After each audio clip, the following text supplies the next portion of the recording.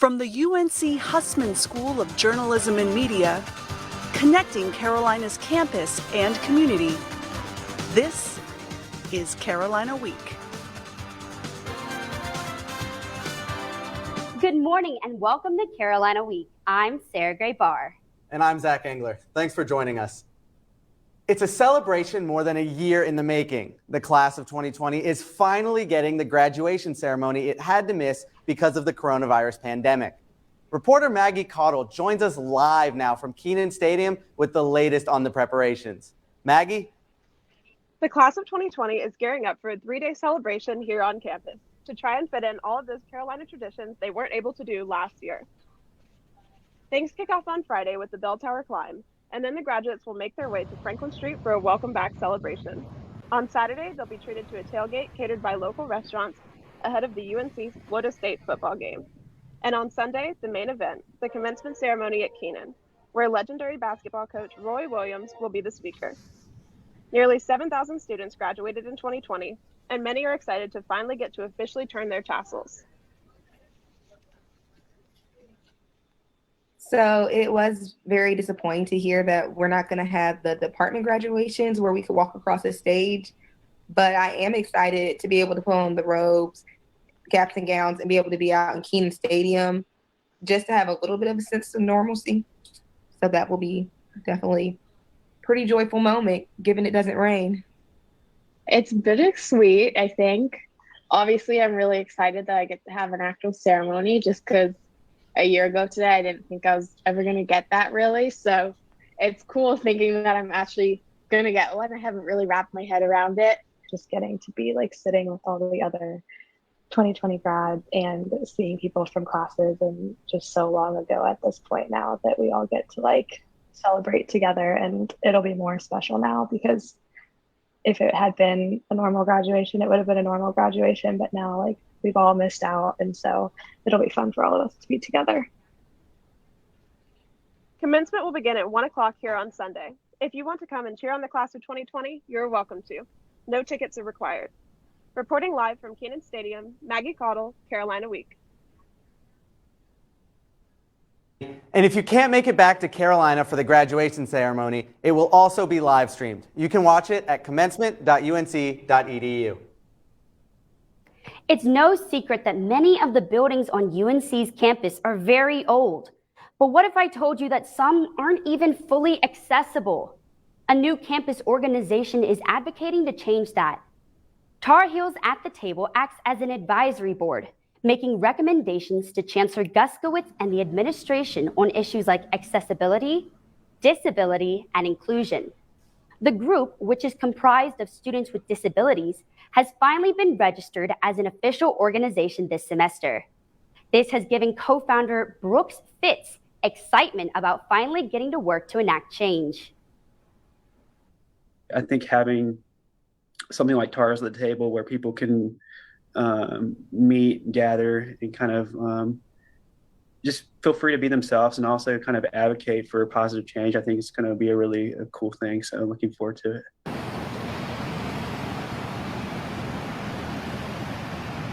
Buildings on campus. According to Fitz, Caldwell Hall is completely inaccessible to disabled individuals. And the signage for the accessibility entrances of campus buildings and sporting venues is often unclear. Tar Heels at the Table has already seen their efforts come to fruition as they successfully advocated to get a wheelchair ramp installed at the old well. UNC Libraries are facing a $5 million budget cut. The university lost $250 million because of the pandemic, and the university had to find ways to cut spending. $2 million will be cut from the library budget this fiscal year, and $3 million will be cut next year. The university says students will still have enough material across all disciplines. Students can talk to the library liaison assigned to their school or department to get questions answered or to request resources. A group of Carolina students is learning more about genetics by studying plants. Reporter Devontae Anthony has more about this special lab.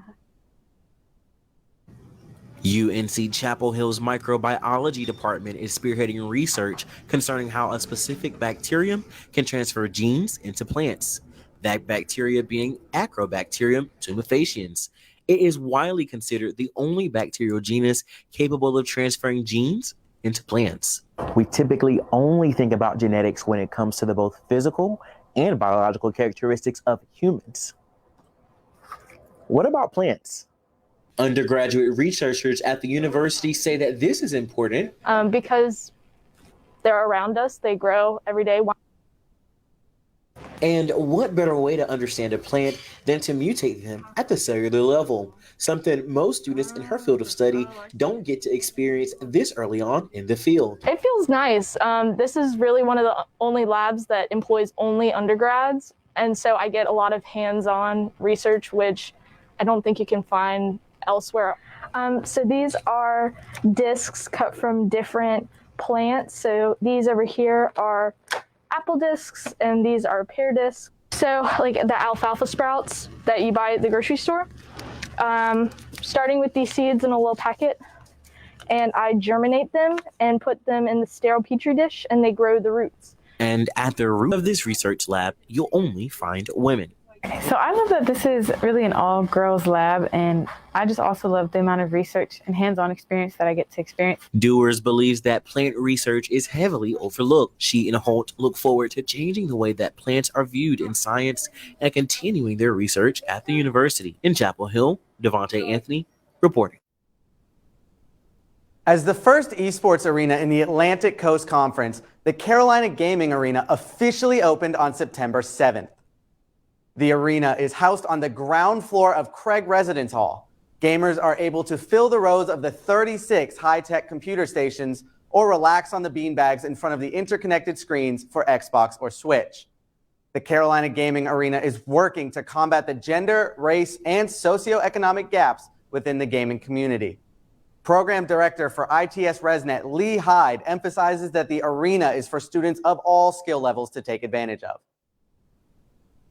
We have competitive players who've been competing for years through middle school and high school, and we've actually recruited to be a part of the teams here, all the way down to a student who has frankly never picked up a controller.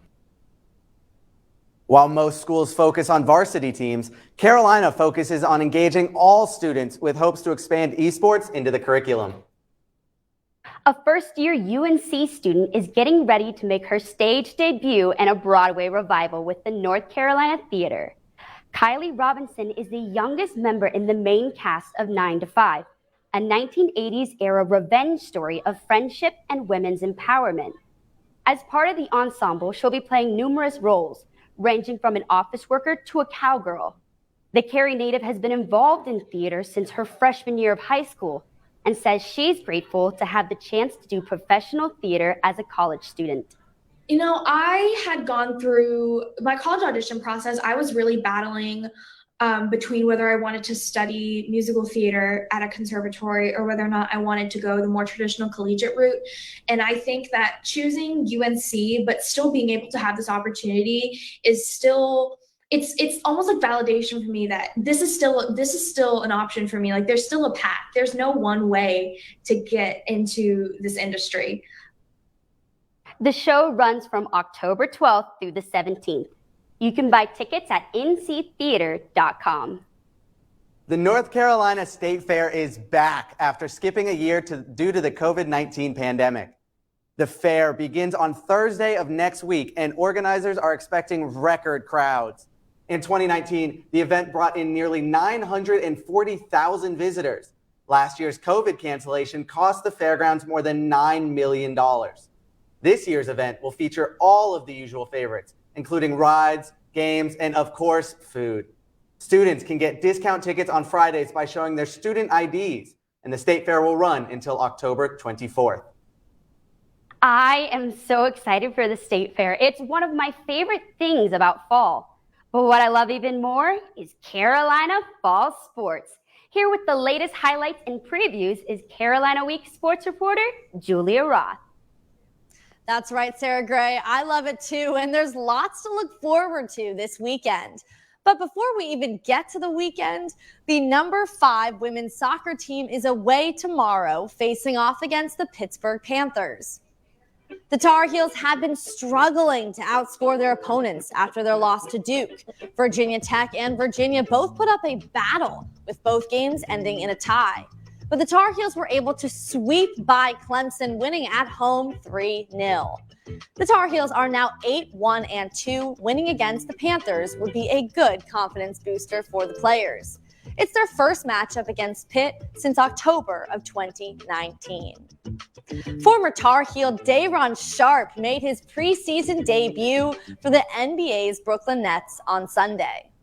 Going up against the Los Angeles Lakers, Sharpe had a great outing with 13 points, 6 rebounds, and 2 steals. The rookie center made 4 of 7 shots and even went 5 of 7 from the free throw line while battling it out on the boards with Lakers center Dwight Howard. He capped off his solid performance with this emphatic putback slam over forward Cameron Oliver. Sharpe showed great promise as a two-way player in his first game as he looks to make his way into the Nets rotation come regular season. The number 22 Carolina women's golf team currently sits in 9th place at the Collegiate Invitational in Fayetteville, Arkansas. The host school Arkansas Razorbacks hold a 13-shot lead over second place UCLA, and the Tar Heels find themselves 38 shots from the lead with a team score of 31 over. Leading UNC are Kayla Smith, Krista Eskiza, and Stephanie Kim, who've all shot 7 over 151 through 2 rounds.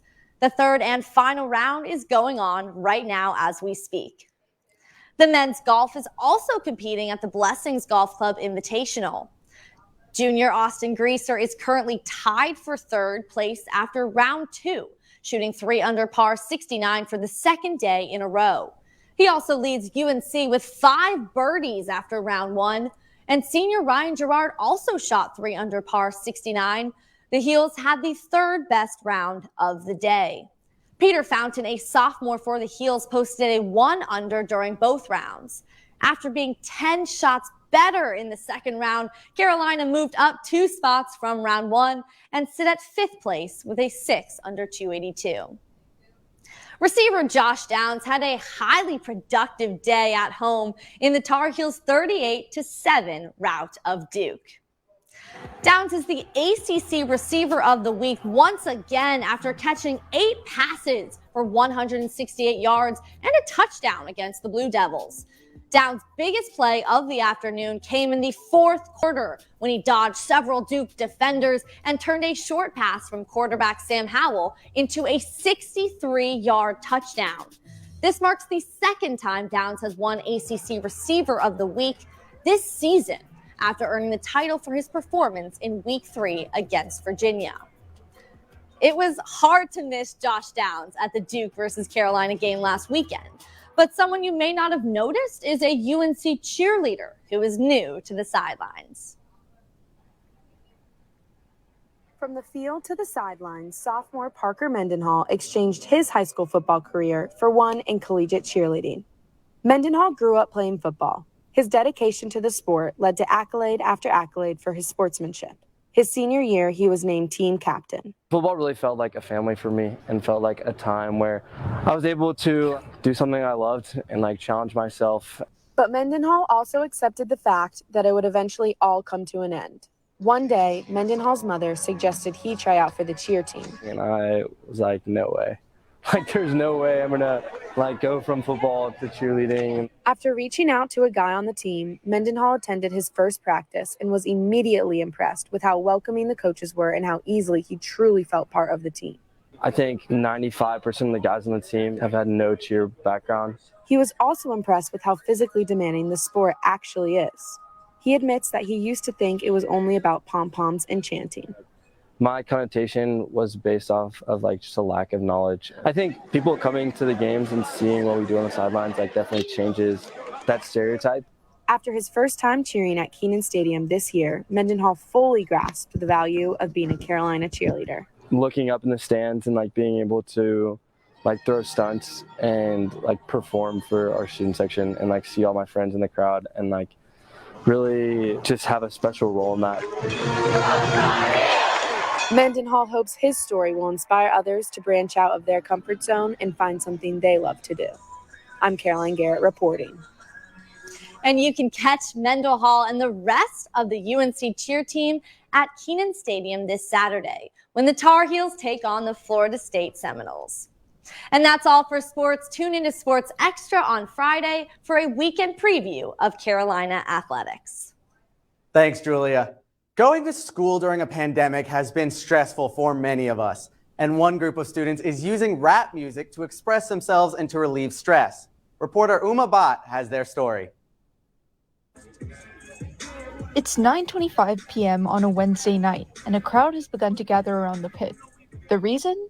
Cypher, cypher, cypher, cypher, cypher, cypher, cypher. UNC Cypher, a student group looking to cultivate community and share personal stories through rap.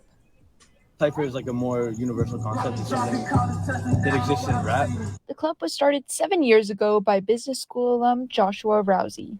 Started alone. There were a lot of Wednesday nights that he rapped in this pit by himself, and he kind of helped us build to where we are today.